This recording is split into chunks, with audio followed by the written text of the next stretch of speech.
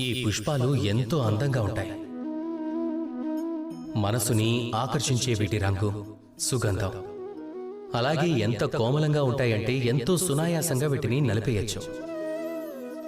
అయినా ఈ పుష్పాలు మిమ్మల్ని ఏమీ అనవు, మీకు ఎదురు తిరగవు, మీ మీద దాడి చేయవు, అలాగే కనీసం అరవవు కూడా.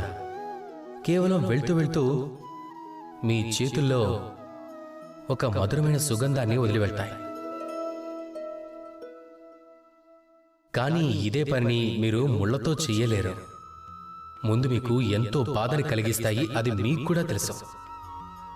ఇక ఈ పుష్పాలు అలాగే ముళ్ల మధ్య ఉన్న ఈ భేదమే సజ్జనులు దుర్జనుల మధ్య ఉన్న భేదం కూడా. అప్పుడప్పుడు మన జీవితంలోకి ఎంతో కోమలంగా ఉన్న వ్యక్తులు కూడా వస్తారు. వారిని మనం పట్టించుకోము, కానీ ఎక్కువ శాతం వారే మనకు అందరికన్నా ఎక్కువ హితేషులు అవుతారు.